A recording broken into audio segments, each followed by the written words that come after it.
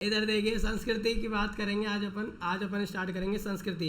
अभी तक अपन आर्किटेक्चर की बात कर रहे थे और अब आ गए अपन कल्चर के अंदर, यानी कि संस्कृति।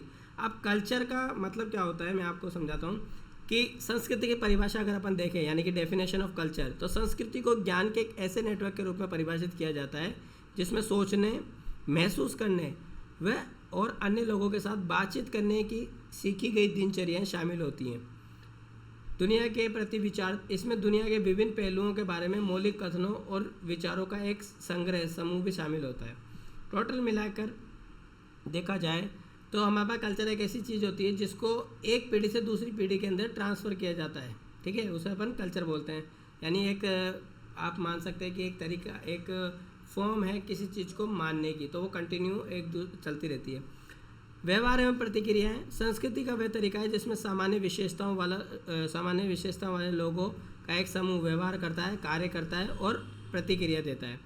संकेतों और परंपराओं का हस्तांतरण, ये मुख्य रूप से प्रतीकों, सिंबल्स, कलाकृतियों, परंपराओं, विचारों और मूल्यों के हस्तांतरण द्वारा समय के साथ विकसित होता है।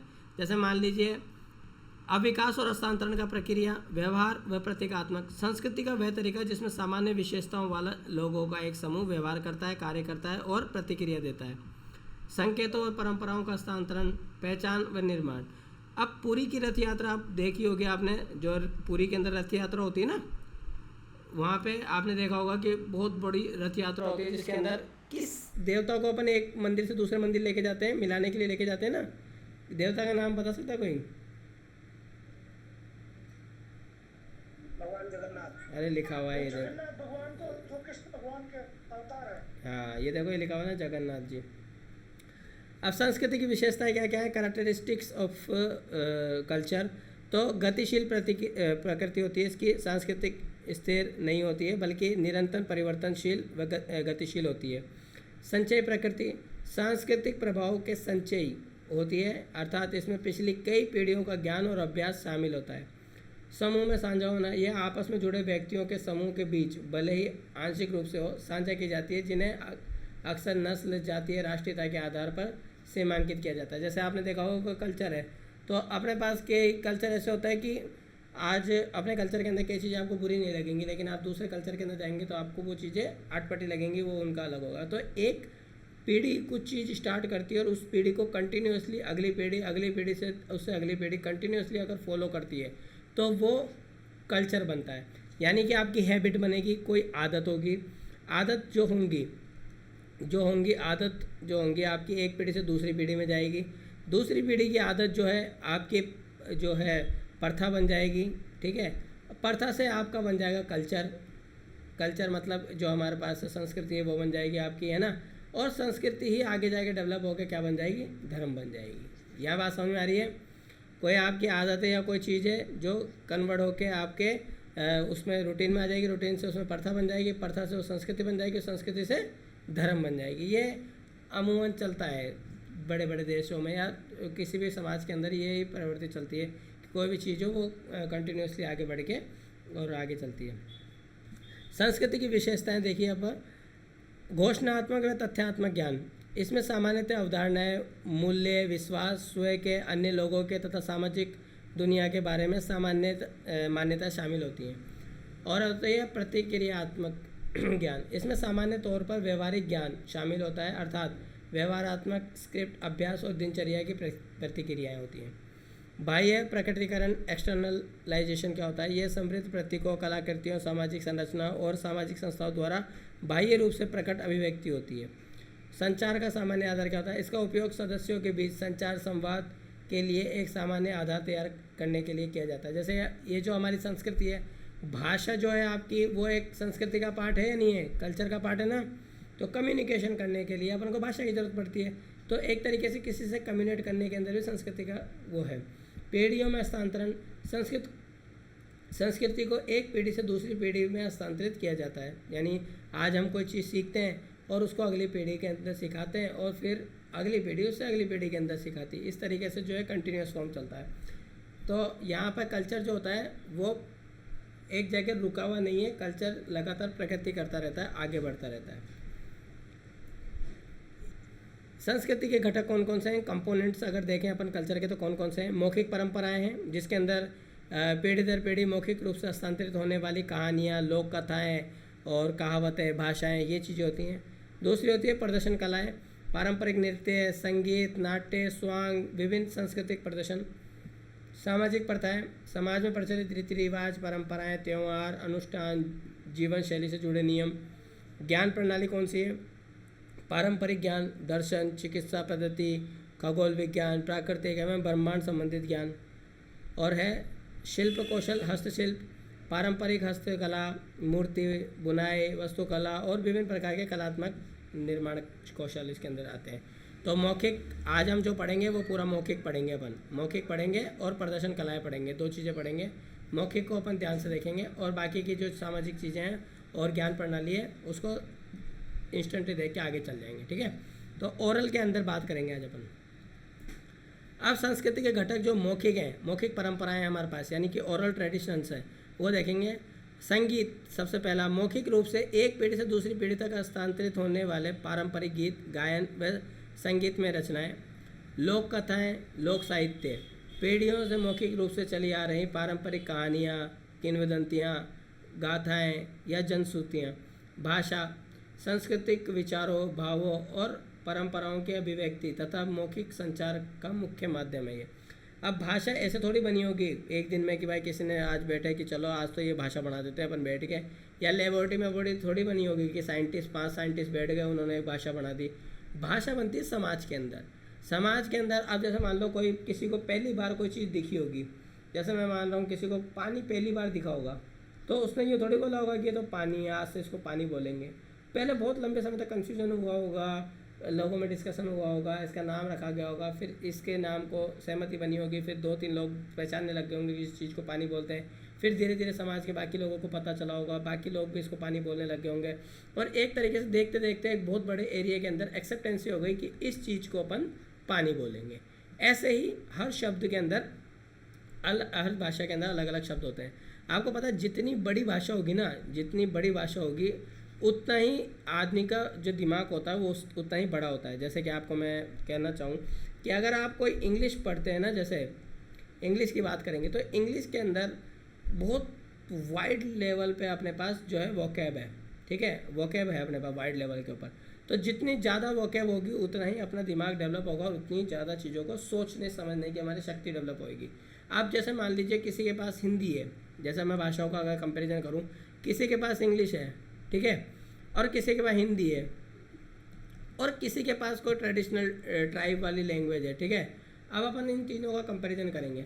अब जो व्यक्ति है जैसे इंग्लिश बोलने वाला, उसके पास कम से कम भी नहीं तो 1 लाख से ज़्यादा शब्द होंगे पढ़ने के लिए, 1 लाख से ज़्यादा शब्द होंगे।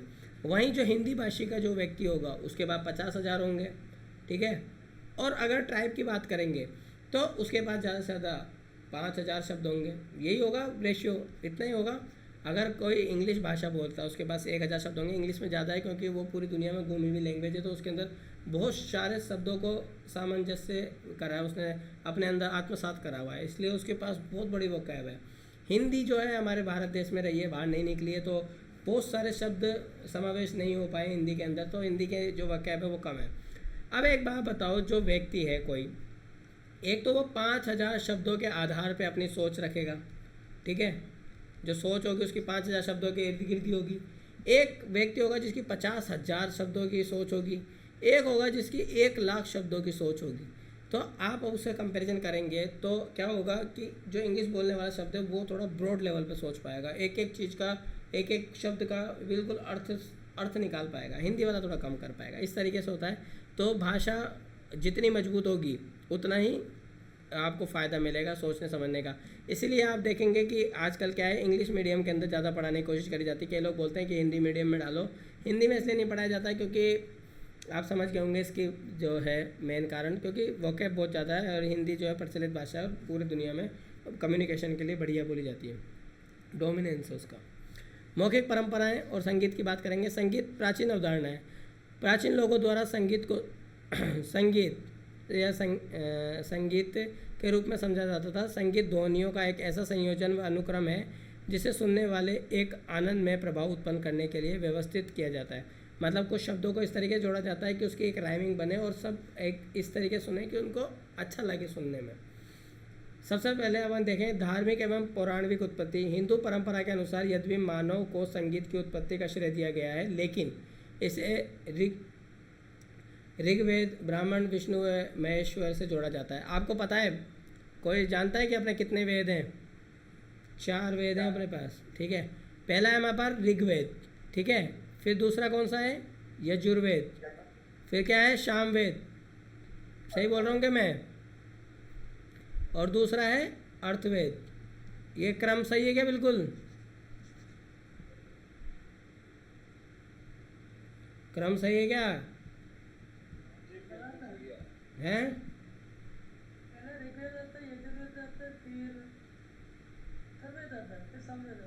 अच्छा, पहले ऋग्वेद आता है, फिर यजुर्वेद आता है, फिर अर्थवेद आता है, लास्ट में सामवेद आता है। चलो ठीक है। आप अगर वेदों के अंदर जो डिस्कशन आप वेदों को देखेंगे ना, तो सामवेद कुछ भी नहीं है। सामवेद जो हमारे पास जो शुरू में जो अपने पहले वेद है ना, ऋग्वेद, तो ऋग्वेद के ही श्लोकों को गायन पद्धति के अंदर जब लिखा गया तो उसको हम बोलते हैं सामवेद। इसके अंदर ज़्यादातर जो चीज़ें हैं वो ऋग्वेद वाली ही हैं। सामवेद के अंदर साम का मतलब गायन, यानी उसको गाने के रूप में फॉर्म में करना। तो ऋग्वेद के अंदर जो भी चीज़ें थी उनको गायन फॉर्म के अंदर कन्वर्ट करके और सामवेद बनाया गया था हमारे पास, ठीक है। तो आपको जो सामवेद मिलेगा उसके अंदर ज़्यादातर जो है ऋग्वेद की चीज़ें हैं, बस वो गायन शैली के अंदर मिल जाएंगी आपको। रुद्र वीणा भारत में हिंदुस्तान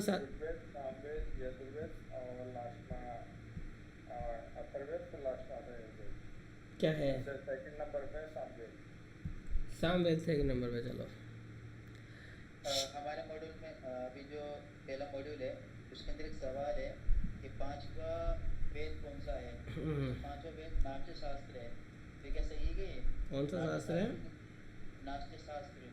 तो एक सवाल है मॉड्यूल के अंदर कि 5वां वेद कौन सा है? 5वां कोई वेद ही नहीं है। सवाल में है, मैं सवाल भेज दूँ।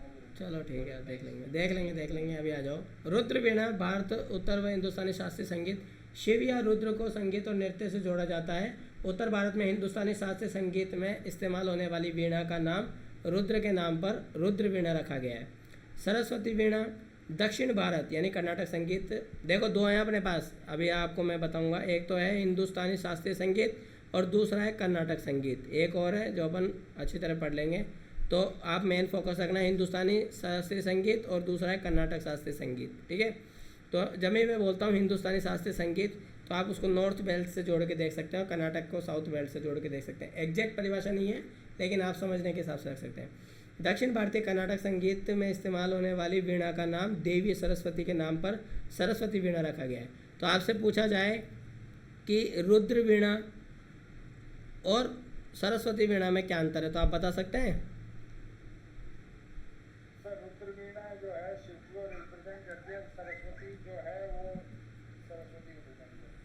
अरे भैया अभी तो बताया, हिंदुस्तानी शास्त्रीय संगीत को रुद्र वीणा के नाम से जाना जाता है और कर्नाटक संगीत की शैली को सरस्वती वीणा से एसोसिएट करा जाता है।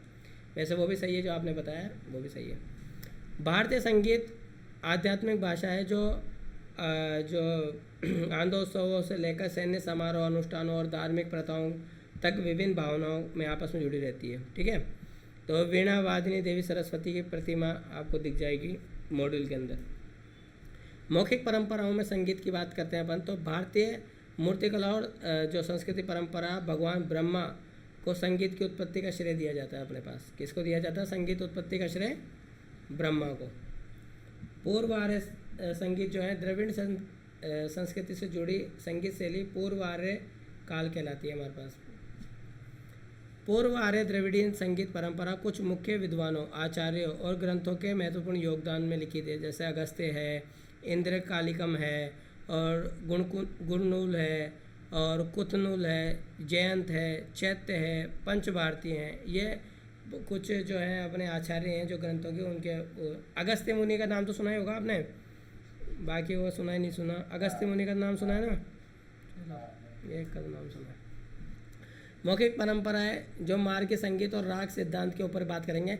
संगीत का वह रूप जो ऋषि भरत द्वारा गंधर्वों और अप्सराओं को सिखाया गया था, जिसकी कामना देवताओं द्वारा की जाती है, उसे मार्गी संगीत के रूप में जाना जाता है। तो मार्गी संगीत क्या है हमारे पास? प्रमुख मार्गी राग क्या है? द्रविडियन, आंध्रिक, कर्नाटक और देववर्धनी। मार्गी परंपरा की विशेषता क्या है? मार्गी परंपरा पूरी तरीके से और कड़ाई से वैज्ञानिक थी। इसमें व्यक्तिगत मानव विकास, समय या परिस्थितियों के प्रभाव के अनुसार बदलाव की कोई गुंजाइश नहीं थी। ये बात ध्यान रखेंगे। मार्गी परंपरा के अंदर वैज्ञानिक यानी साइंटिफिक तरीके से इसको करा जाता था और व्यक्तिगत मानव विकास व समय की परिस्थितियों का प्रभाव, बदलाव की कोई गुंजाइश नहीं थी इसके अंदर। ठीक है। राग रागिनी सिद्धांत देखेंगे अपन। षड राग ऋषि भरत के अनुसार 6 प्राथमिक मुख्य राग हैं जिनकी अपनी पत्नियां व पुत्र संतानें मानी गई हैं। रागनियाँ यानी पत्नियां और पुत्र संतानें मानी गई हैं। उत्तर भारतीय संगीत की जड़, यह माना जाता है कि राग रागनी का नामकरण और वर्गीकरण उत्तर भारतीय संगीत की मूल जड़ है। अर्धनारीश्वर की अवधारणा, आपको पता है कि अर्धनारीश्वर कौन है? भगवान शिव। राग रागनी पार्वती। पार्वती जी, हाँ पार्वती जी नहीं है, शक्ति का बताया जाता है। चलो इधर आ जाओ। राग रागनी एक दूसरे के पूरक बनकर पूर्ण संगीत का निर्माण करते हैं, जो अर्धनारीश्वर की अवधारणा के समान है, जहाँ पुरुष और स्त्री एक दूसरे के पूरक बनकर एक पूर्ण सत्ता के रूप में विकसित होते हैं। दूसरा हमारे पास जयदेव गोस्वामी द्वारा रचित गीत गोविंद। नाम सुना है गीत गोविंद का? शास्त्रीय संगीत का सबसे पुराना दर्ज लिखित और पारंपरिक रूढ़िवादी संगीत में ग्रंथ है ये अपने पास, गीत गोविंद। 13 से 14वीं शताब्दी में आचार्यों के अनुसार संगीत को इस प्रकार परिभाषित किया गया था कि गीत, वाद्य तथा नृत्य यत्न संगीमेच्छु अर्थात गायन, वादन और नृत्य, इन तीनों कलाओं के संगम को संगीत कहा जाता है। यद्यपि वर्तमान में इस अवधारणा को संशोधित कर मुख्यतः केवल गायन और वाद्य, ड्रम बजाने तक ही सीमित कर दिया गया है। मतलब पहले क्या था कि नृत्य को, वादन को, गायन को, सबको मिला के जो है संगीत बनता था। अब इसकी परिभाषा के अंदर सिर्फ जो गायन वाली पद्धति है वही रह गई है, उसको बदल दिया है। संगीत का सिद्धांत अगर हम पढ़ेंगे तो व्याकरण देखे जाए तो ये तान, धुन और स्व मधुर में मेलोडी जिसे बोलते हैं, ताल, मापल, लय और गति, टेम्पो आदि के नियमों सिद्धांतों को निर्धारित करती है। अगर बताओ कि कोई स्वर में धुन नहीं है, तान नहीं है, या फिर वो जल्दी जल्दी गा रहा है, जैसे आज के कल के रैप होते हैं ना, जो वो बहुत स्पीड से गाए जाते हैं, तो आपको क्या है उसके अंदर रिदम मिलती है, वो बहुत स्पीड से जाता है। हर चीज़ की एक रिदम होनी चाहिए, एक ताल होना चाहिए, एक मापन होना चाहिए। तो एक ग्रामर के रूलों को भी फॉलो करती है कि उनका भी एक रूल है, उसके हिसाब से चलेगी। इतिहास की बात करें, यह संगीत की विभिन्न सामग्रियों, घटकों, विकास, विभिन्न चरणों एवं स्तरों को रेखांकित करती है। ध्वनि विज्ञान भौतिकी की बात करेंगे, यह संगीत के भौतिक पहलुओं की बात करता है, जो स्वर के उतार चढ़ाव, आवाज़ की प्रकृति, तान और गुणवत्ता के साथ ही संबंधित है। प्रतिमा विज्ञान, आइकोनोग्राफी जो है, यह विभिन्न रागों व रागनियों के विकास और उनकी प्रकृति को निर्धारित करता है। मनोविज्ञान, यह संगीत के रूपों को संरचनाओं को बनाने और उसमें प्राण फूंकने के लिए कलाकारों व आवश्यक मानसिक तैयारी और दृष्टिकोण को निर्धारित करता है। दर्शन की बात करें, ये ध्वनि नाद की मूल प्रकृति है जो निरंतर निर्धारित करता है। आपने कभी सुना है नाद? नाद शब्द सुना है क्या कभी?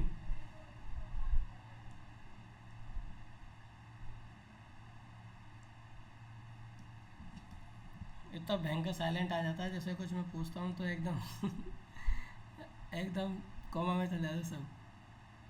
नाद शब्द सुना है क्या? अलहद नाद का भी नाम सुना हो आपने, शिव जी के डमरू के अलहद नाद।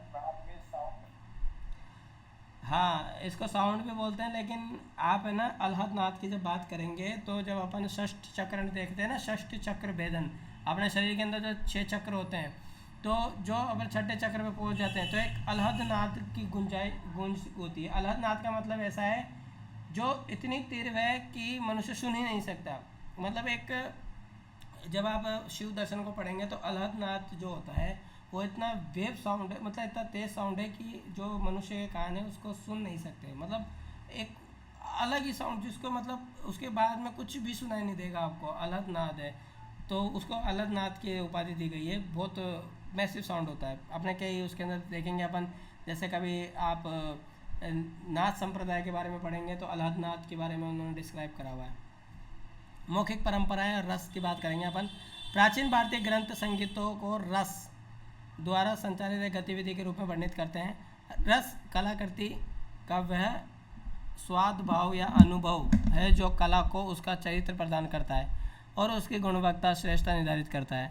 भारतीय कला और संगीत परंपरा में 9 प्रकार के रस माने गए हैं। कौन कौन से रस हैं? श्रृंगार रस, प्रेम और सौंदर्य के लिए। वीर रस, वीरता और साहस के लिए। विवत्स रस, ये क्या है? जुगुप्सा या घृणा के लिए। रौद्र रस, क्रोध और गुस्से के लिए। हास्य रस, हास्य और खुशी के लिए। भयानक रस, भय और डर के लिए।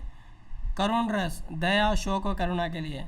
अद्भुत रस, आश्चर्य और विस्मय। शांत रस, शांति और स्थिरता के लिए। आप बता सकते हैं जो हमारे तानसेन जी थे वो कौन से रस के लिए ज़्यादा फेमस थे?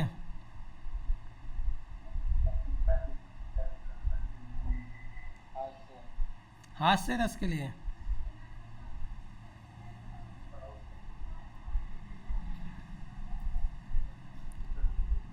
लिखो लिखो लिखो, होमवर्क में लिख लो। मौखिक परंपराएं देखो, अपनी मौखिक परंपराएं कौन सी है? हिंदुस्तानी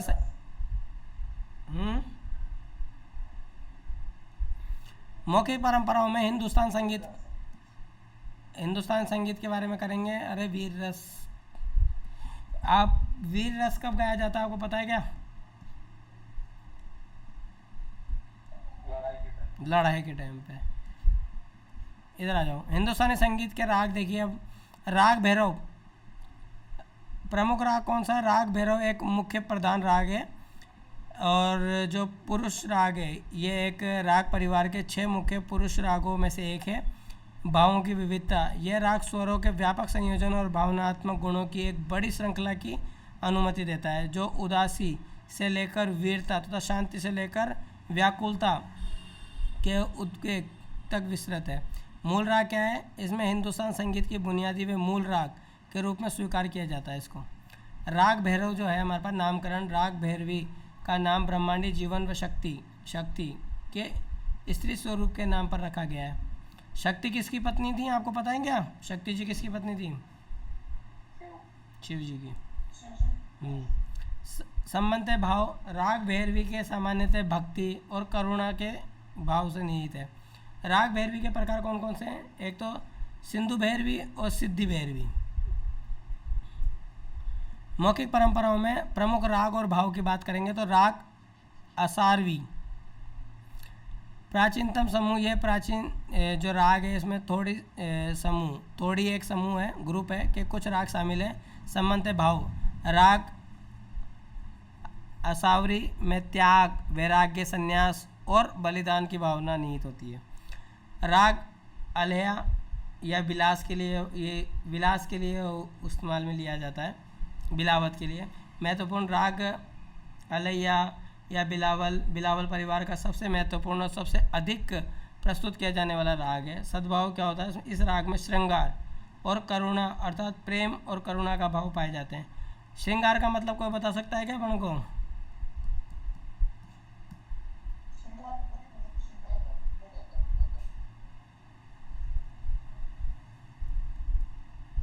आप बता सकता है कि इसमें से कौन सा श्रृंगार सही लिखा हुआ है?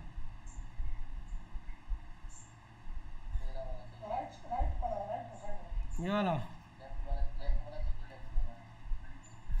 चलो ये भी देखना आप जाके श्रृंगार कौन सा सही है। राग तोड़ी कौन सा समूह? एक अन्य नाम राग तोड़ी परिवार से संबंधित है। इसमें दरबारी तोड़ी भी कहा जाता है। संबंध भाव, सामान्यतः इसमें प्रेम, करुणा और भक्ति के भाव निहित होते हैं। राग तोड़ी। फिर है राग काफ़ी। यह राग काफ़ी और राग मरवा है। प्राचीनतम ये भारतीय संगीत के सबसे प्राचीन रागों में से एक है। ऐतिहासिक संबंध, इसका संबंध भरत मुनि के नाट्य शास्त्र में भी देखा जा सकता है। प्रस्तुति में विभिन्नता, ये नियमों की कठोरता के आधार पर विभिन्न रूपों में प्रस्तुत किया जाता है। संबंध भाव, इसमें मुख्य रूप से प्रेम और करुणा के भाव निहित होते हैं। आपका होमवर्क है, आप लिखना नाट्य शास्त्र, भरत मुनि की जो है नाट्य शास्त्र के बारे में पढ़ के आना कल, है ना। भरत मुनि की नाट्य शास्त्र थोड़ा पढ़ के आना, फिर अपन आगे देखेंगे इसको। यह है राग मारवा, ये मिजाज एवं भाव है। इस राग का मिजाज मूड बहुत ही सशक्त तीव्र होता है। इसमें वीरता, शौर्य तथा भक्ति के भाव होते हैं। विशेषता इसमें एक कठिन राग माना जाता है और यह अपनी स्वर संस्कृति में अत्यधिक अद्वितीय है।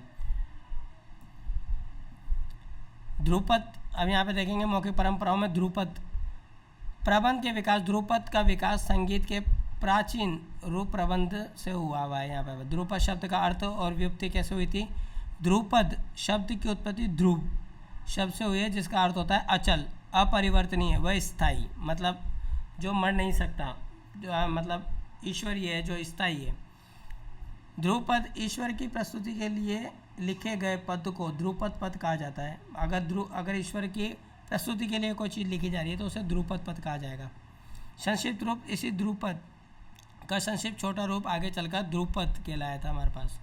उत्पत्ति संबंधित मत और इतिहास क्या है? राजा मान सिंह तोमर, कुछ इतिहासकारों का मानना है कि ध्रुपद का आविष्कार ग्वालियर के राजा मान सिंह तोमर ने किया था। नायक गोपाल और बेजू बारवा, ये वहीं कुछ अन्य विद्वान इसकी उत्पत्ति का श्रेय नायक गोपाल और बेजू बारवा को देते हैं। अब अपन को कंट्रोवर्सी में नहीं पढ़ना, अगर एग्जाम में आ जाए ये वाला तो ये वाला लगा देना, ये वाला आ जाए तो ये वाला लगा देना, अपन को इसमें डीपली नहीं जाना किसका रहा था। मियान तानसेन की रचना है। वर्तमान समय में मियान तानसेन की ध्रुपद रचनाओं को ही ध्रुपद का आदर्श प्रदर्शन माना जाता है अपने पास। प्राचीन घराने कौन से हैं? नायक गोपाल और बेजू बारवा से संबंधित घराने या परंपराएं अब बहुत दुर्लभ ही देखने को मिलती है। अगर आप संगीत के अंदर देखेंगे ना आप, तो संगीत की जब भी बात होगी तो संगीत के अंदर घराने चलते हैं। जयपुर घराना सुना है नाम कभी आपने? जयपुर घराना, जयपुर घराना है। जैसे संगीत के अंदर और जो इनके अंदर है वो घराने चलते हैं। जैसे ग्वालियर घराना हो गया, या कुछ आदमी के फेमस के नाम से चलता है, उसका घराना है, तो उसके हिसाब से घराने के नाम से चलते हैं ये। मौखिक परंपरा है ध्रुपद। मियान तानसेन की ध्रुपद शैली को मुख्य रूप से 3 भागों या घरानों में विभाजित किया जाता है। एक तो है रबाबी घराना। यह घराना सीधे तौर पर मियान तानसेन के संबंधित है। इसकी रचनाएं गौड़हार वाणी में बनाई जाती है। एक है बीनकार घराना। यह घराना मियान तानसेन की पुत्री की परंपरा से संबंधित है। एक है सेनिया घराना। इसका विकास तानसेन के पुत्र सूरत सेन द्वारा किया गया था। अन्य संगीत रचनाओं की तुलना में ध्रुपद रचनाएं अत्यधिक गंभीर संयम होती है और ये संयम, पवित्रता, ज्ञान, बुद्धि का प्रदर्शन करती है हमारे पास। अब यहाँ पे क्या होगा? धमार। धमार ताल में रचित ध्रुपद को धमार के नाम से जाना जाता है। अगर ताल से रचित है तो उसको धमार कहेंगे, और झप ताल में रचित ध्रुपद को सादार नाम से कहा जाता है। झपताल पता है किसी को? क्या किसे कहते हैं झपताल?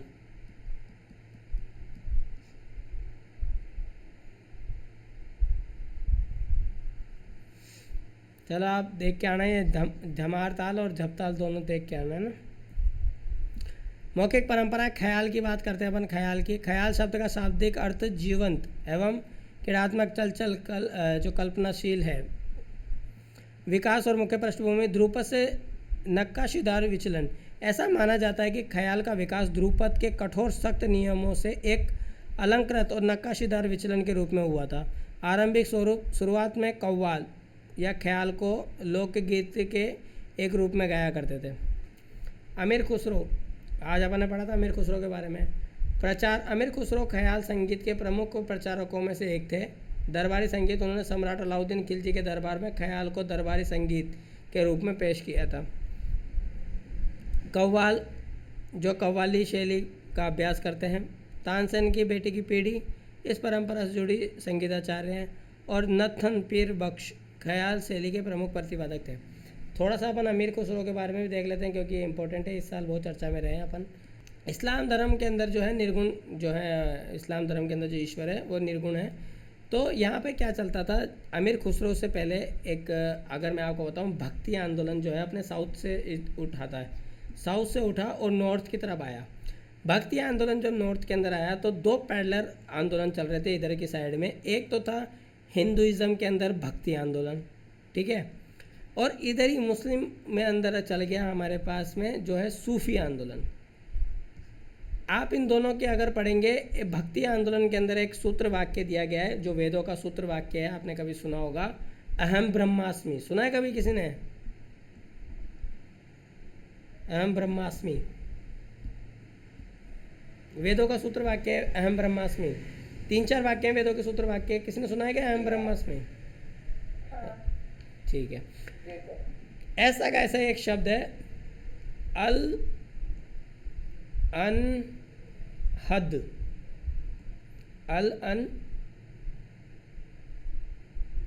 अनहद।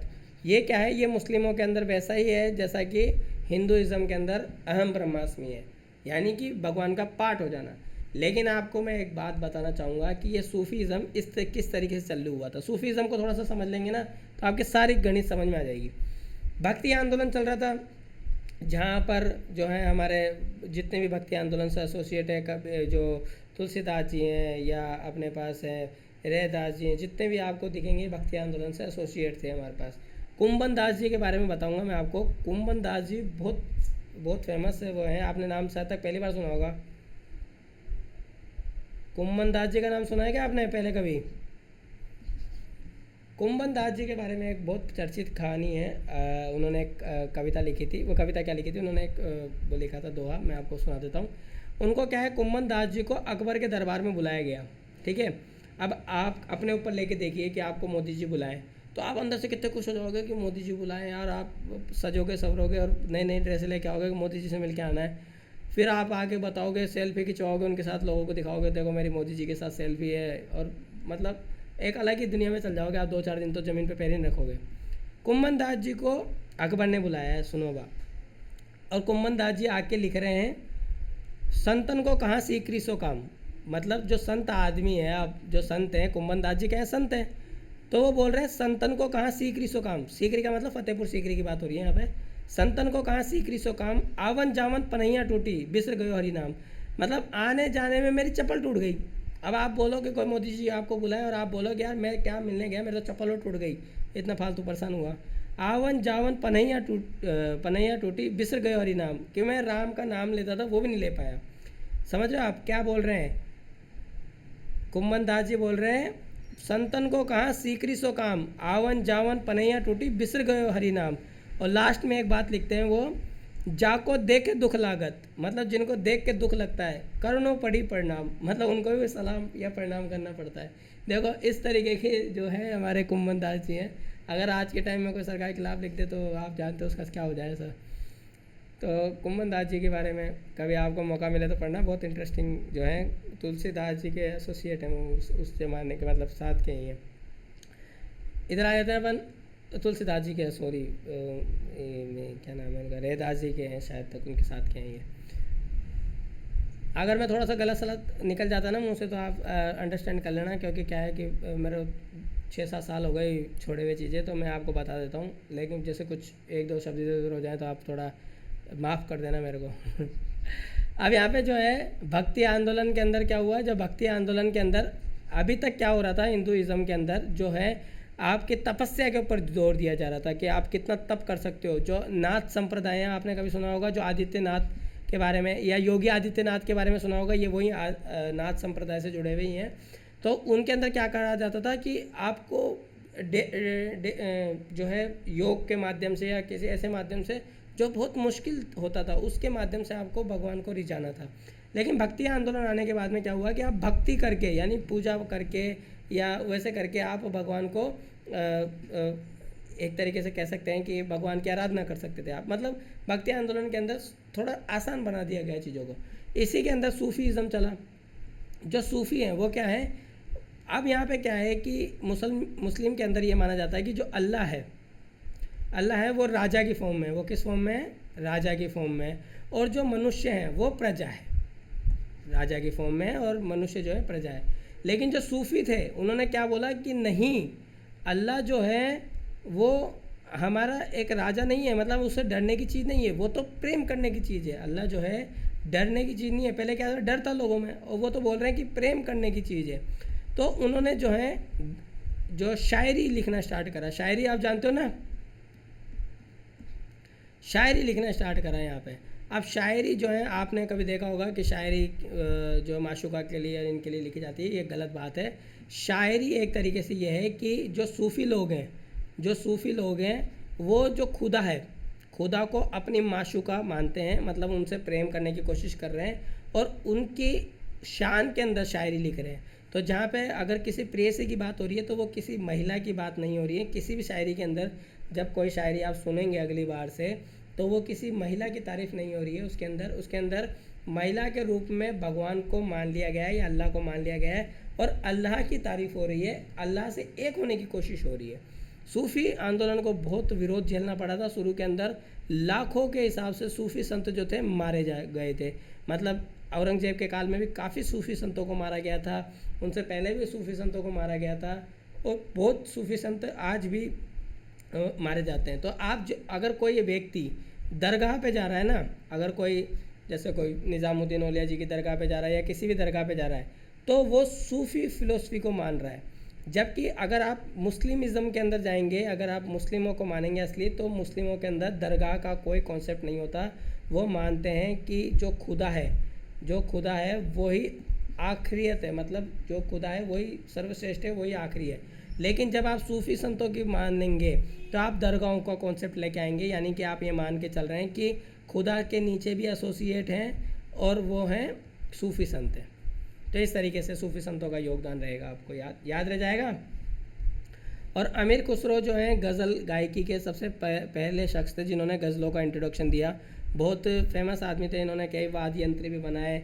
और आपने एक सुना होगा खुसरो दरिया प्रेम का उल्टी बाकी धार, जो उतरे सो डूबे, जो डूबे सो पार। सुना है कभी आपने? अमीर खुसरो जी का लिखा हुआ है, खुसरो दरिया प्रेम का उल्टी बाकी धार, जो उतरे सो डूबे, जो डूबे सो पार, ये उनका लिखा गया है। और बच्चों के लिए भी उन्होंने काफ़ी लिखा है, जैसे एक थाल मोती से भरा, सबके सर पर औंधा गड़ा, मोती उससे एक ना गिरे और चारों तरफ वो थाल फिरे। ये बच्चों के लिए भी उन्होंने खूब चीज़ें लिखी हैं। तो उनका कंट्रीब्यूशन बहुत ज़्यादा है। मतलब उन्होंने, अगर आप डिप्लोमेट्स देखोगे ना, तो बहुत तगड़े डिप्लोमेट्स थे ये। इन्होंने 5 राजाओं के साथ काम करा हुआ है, 5 अलग अलग थिंकिंग के राजाओं के साथ काम करा हुआ है। देखो आप कितनी भयंकर अंडरस्टैंडिंग होगी।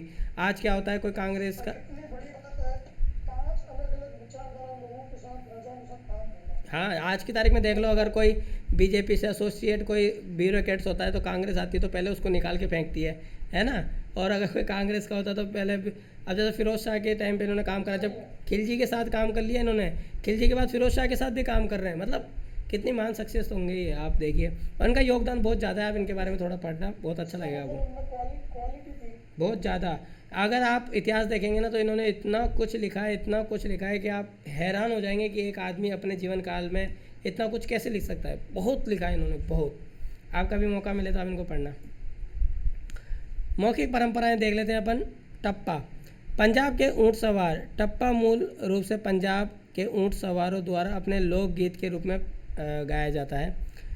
शास्त्रीय रूप में गुलाम नबी का योगदान। गुलाम नबी को आप सब जानते होंगे, अलंकार का प्रयोग।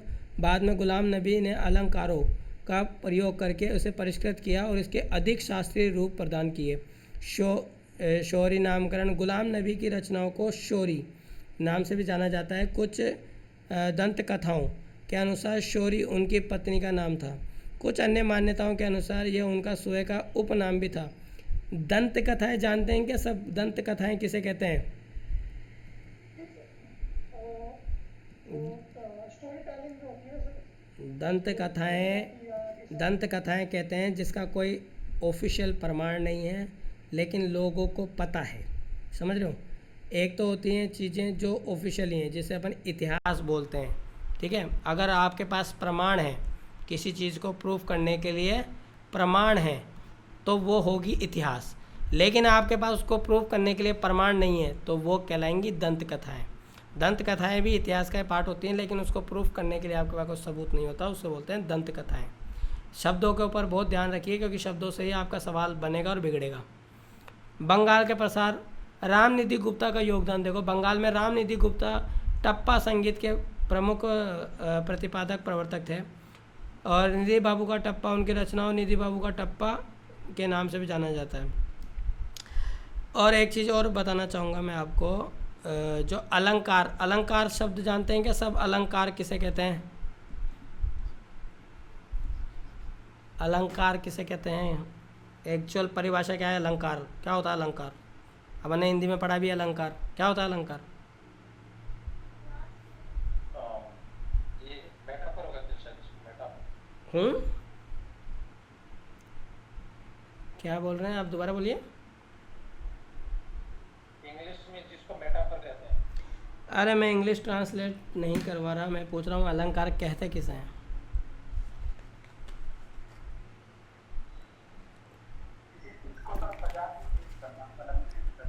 ज्वेलरी, ऐसा ही कह रहे हैं, सजाने की। कोई जो होता है, कोई शब्द होता है हमारे पास या कोई रचना है, जैसे मान लीजिए, तो उसको जो सजाने की प्रवृत्ति है उसको बोलते हैं अपन अलंकार। जब उसको बिल्कुल सजा देंगे, मतलब अब आपने कुछ लिख दिया, ठीक है, और फिर उसके बाद में जो है आप उसके अंदर चीज़ों को, मात्राओं को सेट कर रहे हैं। और ये अच्छा, कल मैंने पूछा था चौपाई किसे कहते हैं और दोहा किसे कहते हैं, आपको पता चल गया क्या? चौपाई, चौपाई किसे कहते हैं? श्लोक किसे कहते हैं? चौपाई का तो थोड़ा मुझे कंफ्यूजन हुआ, पढ़ नहीं पाया। श्लोक और धा पढ़ लिया मैंने। किसे कहते हैं श्लोक और श्लोक कहते हैं किसी धार्मिक कविता, धार्मिक छदमंत को, संस्कृत छदमंत को श्लोक कहते हैं, जो धार्मिक दार्शनिक होती है। अच्छा, श्लोक जो होते हैं धर्म से हट के नहीं हो सकते? वही तो बोला, धार्मिक दार्शनिक होते हैं। सिर्फ धार्मिक होते हैं या अधार्मिक भी हो सकते हैं? अधार्मिक भी हो सकते हैं। श्लोक का ये परिभाषा थोड़ी होगी, धर्म का तो कोई लेना देना नहीं है श्लोकों से। और दोहा? दोहा बोलते हैं, दोहा बोला था, दहा बोला था। दोहा, दोहे होते हैं ना, कबीरदास जी के दोहे हैं। जैसे कबीरदास जी का एक दोहा है, मैं आपको बताता हूँ। महिलाओं के खिलाफ थोड़ा गलत बोल के गए हैं उनको थोड़ा उस समय वैसे माहौल होता होगा। उन्होंने बोला है कि आप देखेंगे, नारी की झाई पड़त अंधा हो भुजंग। भुजंग बोलते हैं सांप को, सांप को बोलते हैं भुजंग। तो ये बोल रहे हैं कि नारी की झाई पड़त अंधा हो भुजंग, मतलब अगर नारी की परछाई सांप पे भी पड़ जाए तो वो भी अंधा हो जाए। कबीरा बाकी कौन गति जो निज नारी के संग, मतलब कबीरदास जी कह रहे हैं कि उनकी क्या गति होगी जो हमेशा नारियों के साथ रहते हैं। अब बेचारे बड़े आदमी थे, 3-3 शादी करी हुई थी उन्होंने सर आज आप पिटवाओगे आपको, बड़े आदमी ये थे। सबको पिटवाओगे आप। अच्छा, इंटरेस्ट तो आता है ना आपको ये चीज़ें सुन के। मौखिक परंपराओं में ठुमरी देखेंगे अपन। ख्याल का अलंकृत रूप है ठुमरी। ख्याल होता है, अगर मैं उसको सजा दूं, कर दूं, मात्राओं को सेट कर दूं, तो उसको बोलते हैं अपन ठुमरी। का संक्षिप्त और सुंदर ढंग से अलंकृत है, अलंकृत रूप है। इसका विकास ख्याल गायकी से ही हुआ है।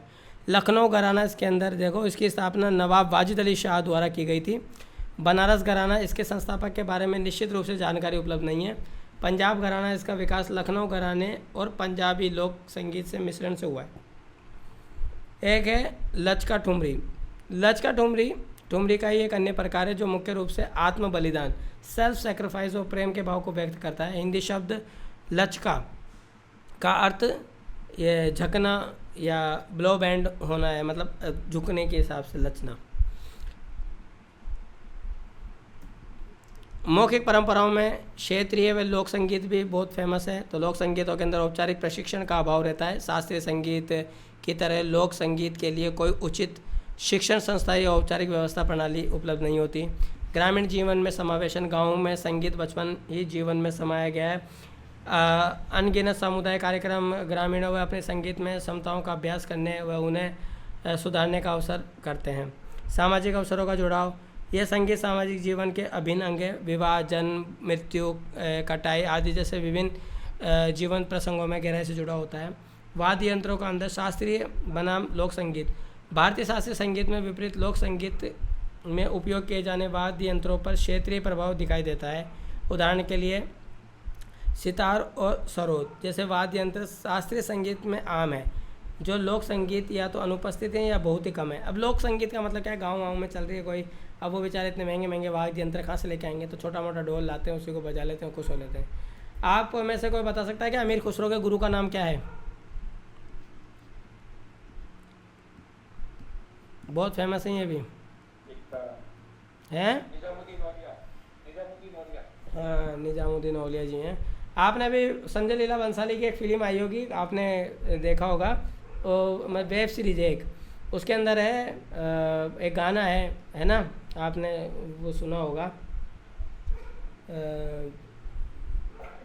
पीले पीले फूलों के ऊपर, गेंदे के फूलों के ऊपर वो है निज़ामुद्दीन के दरवाजे पर, मतलब जो है उस गाने को आप देखना, आज संजय लीला बंसाली का है, निज़ामुद्दीन औलिया के ऊपर है, अमीर खुसरो ने लिखा था वो गाना, 12वीं सदी के अंदर लिखा था, देख लो अब। और आज संजय लीला बंसाली उनको अपनी फिल्मों में काम में ले रहे हैं। अब आप देखो उनकी महानता का अनुमान लगा लो।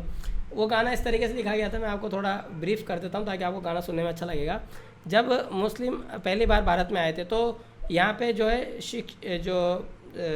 एक गुरु पूर्णिमा का एक त्यौहार मनाया जाता है, गुरु पूर्णिमा का।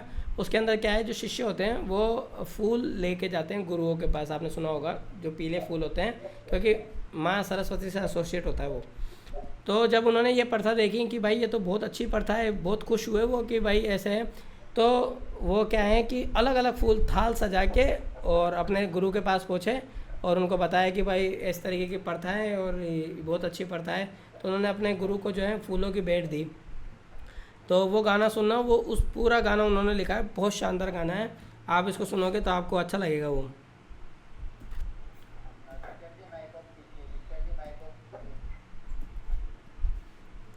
अब कर्नाटक संगीत के ऊपर आ जाते हैं अपन। कर्नाटक संगीत में 14वीं शताब्दी ईसा पूर्व में हरिपाल जो है हमारे पास, हरिपाल द्वारा रचित संगीता सुधारक में पहली बार कर्नाटक संगीत और हिंदुस्तान संगीत शब्दों का स्पष्ट जो है संदर्भ मिलता है हमें। पहले हमें पता नहीं था कि कौन सा क्या है, कौन सा क्या है।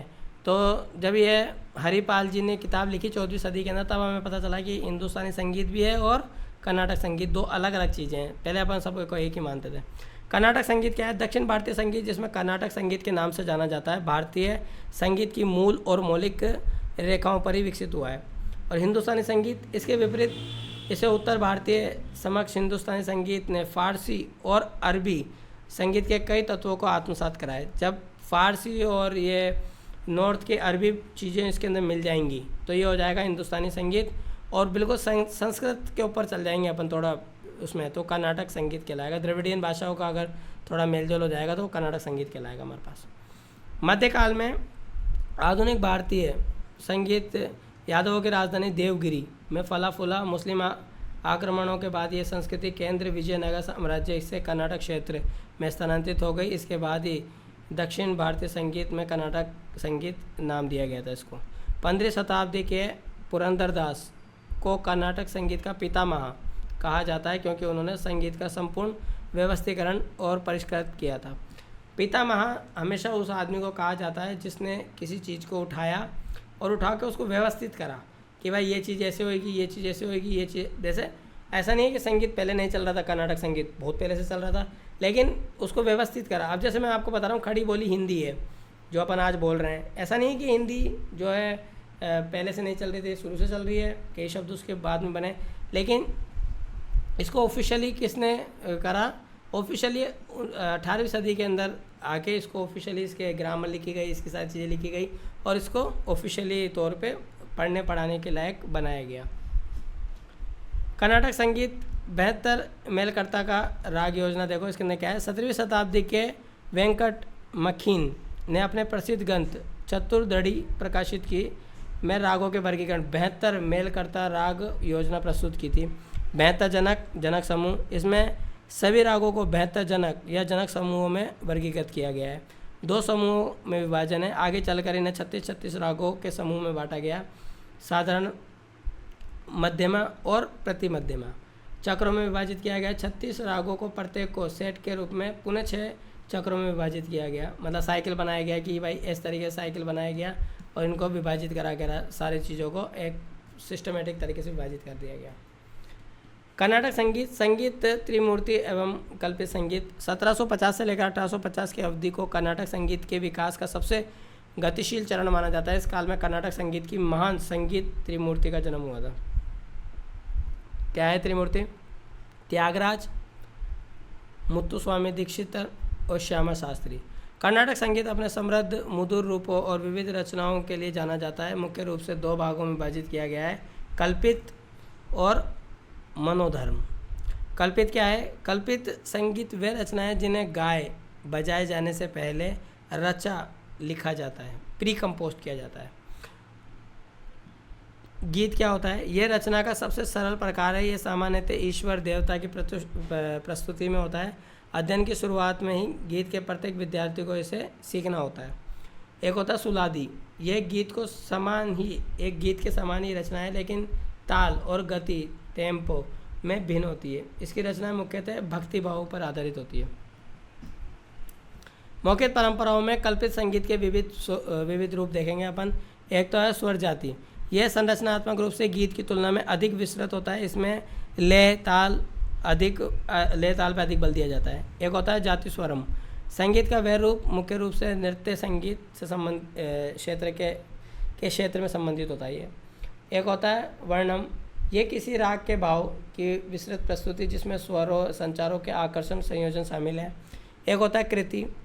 ये दक्षिण भारत में संगीत में रचनाओं का सबसे अधिक विस्तृत इवॉल्व रूप है, जिसमें 3 स्पष्ट भाग हैं: पल्लवी, अनुपल्लवी और चरणम। एक होता है कीर्तन। यह संगीत का एक प्राचीन रूप है। इसमें साहित्य का महत्व संगीत की तुलना में अधिक होता है। एक होता है पद। यह भक्ति गीत होता है। ये गीत श्रृंगार रस के परिपूर्ण होता है, जिसमें नायक नायिका का भाव सम्मिलित होता है। देखो अभी आप है ना, जैसे अपन नॉर्थ बेल्ट में रहते हैं तो अपन कीर्तन जो बोलते हैं, वो कीर्तन जो होता है वो मंदिरों के अंदर होता है। एक तरीके से एक धार्मिक टर्मिनोलॉजी है ये हमारे पास, कीर्तन। लेकिन जब अपन संगीत की बात कर रहे हैं तो पद की बात होगी। अब यहाँ पे क्या कन्फ्यूजन क्रिएट हो जाती है। अब जैसे अगर आपको एक सवाल पूछा जाए कि मौखिक परंपरा में संगीत की विविध रूपों के अंदर कीर्तन जो है किससे एसोसिएट है, भक्ति से या इनसे? अब यहाँ पे पद दे दे या कीर्तन दे दे, अब आप कंफ्यूज हो जाओगे। कीर्तन क्या है? अपने दिमाग में कीर्तन का मतलब क्या समझेंगे अपन? जो हमारे नॉर्थ बेल्ट के अंदर चलता है कीर्तन, उससे। तो ये थोड़ा सा याद रखने वाली चीज़ें हैं कि अपन किसकी बात कर रहे हैं। यहाँ पे एक बात ध्यान रखने की है, कर्नाटक संगीत के प्रसिद्ध संगीत त्रिमूर्ति त्यागराज या मुत्तुस्वामी दीक्षित या श्यामा शास्त्री पश्चिमी शास्त्रीय संगीत के महान संगीतकारों के समकालीन थे।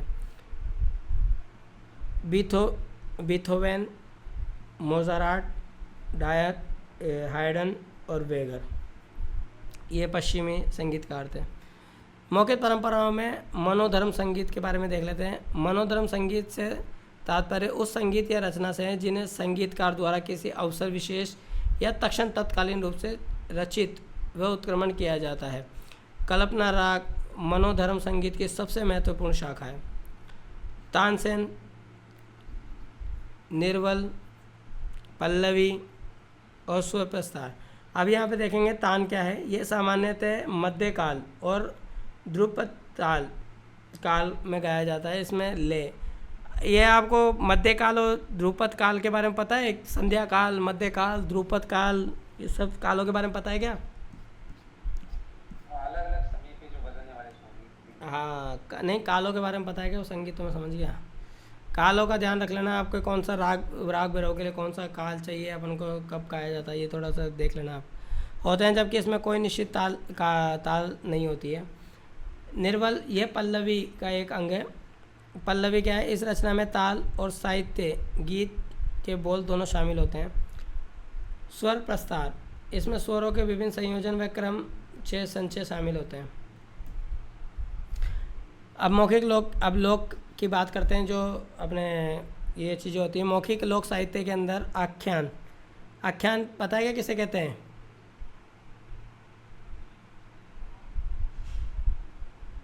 कोई बता सकता है आख्यान किसे कहते हैं?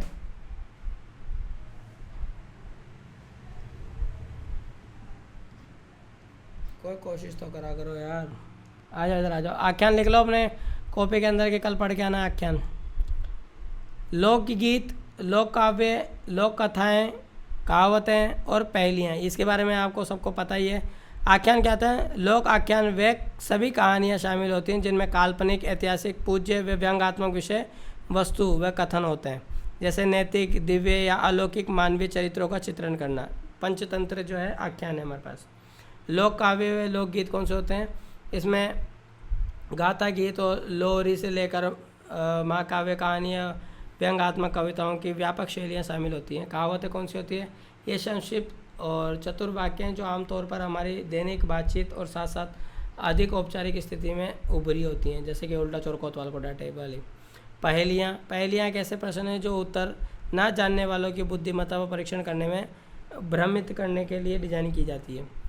लोक बोली व भाषा, ये संचार करने का एक बहुत ही औपचारिक तरीका है जिसमें भाषा संस्कृति के साथ साथ परिवार, दोस्तों और सहयोगियों के भाषा पैटर्न को देखकर सीखा जाता है। भाषा के बारे में मैंने कल आपको बता दिया था, एक बार और बता देता हूँ। एक तो है हमारे पास आर्यंस भाषा जो अपने नॉर्थ में बोली जाती है, द्रविडियन। एक होती है सीनेट और तिब्बती चीनी जो ऊपर बोली जाती है। एक होती है ऑस्ट्रिक। प्रमुख भाषा परिवारों में निर्मित भाषा संस्कृति समूह कौन कौन से अपने पास? आर्य हैं, द्रविडियन है, निषाद है और किरात है। अब आर्य भाषा के अंदर वैदिक संस्कृत, प्रारंभिक आर्य की है और क्लासिक संस्कृत, संगठित शास्त्रीय रूप। अच्छा एक बात बताओ, अगर मैं आपसे पूछूं कि पहले क्लासिक संस्कृत आई होगी या वैदिक संस्कृत आई होगी, क्या लगता है आपको?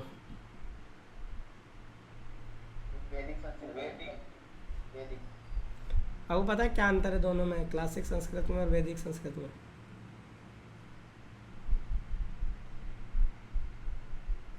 अच्छा आपने मन से बोल दिया कि वैदिक आई होगी।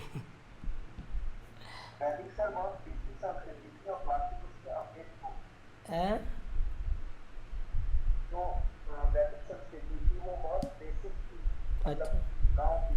अच्छा साइंटिफिक हो गई वो थोड़ी सी।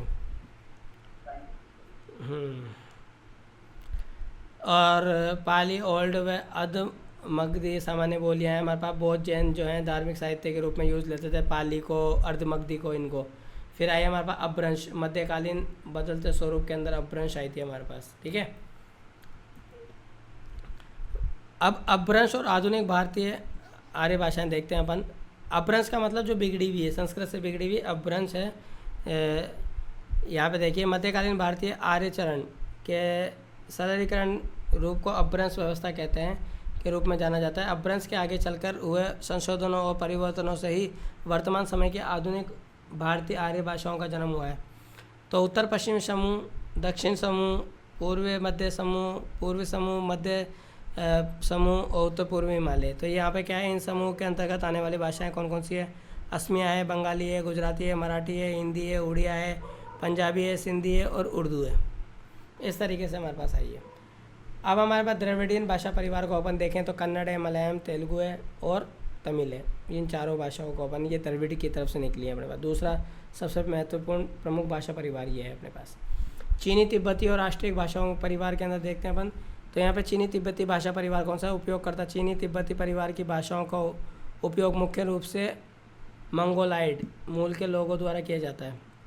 भारत में इसकी उपस्थिति पूर्व 10वीं शताब्दी जिनकी प्राचीन मानी जाती है। ऑस्ट्रिक भाषा परिवार कौन सा है? ऑस्ट्रिक भाषा परिवार भारत के सबसे प्राचीन भाषा परिवारों में से एक का प्रतिनिधित्व करता है। जनसंख्या वर्तमान में भारत में इसे बोलने वाले लोगों की संख्या बहुत कम है।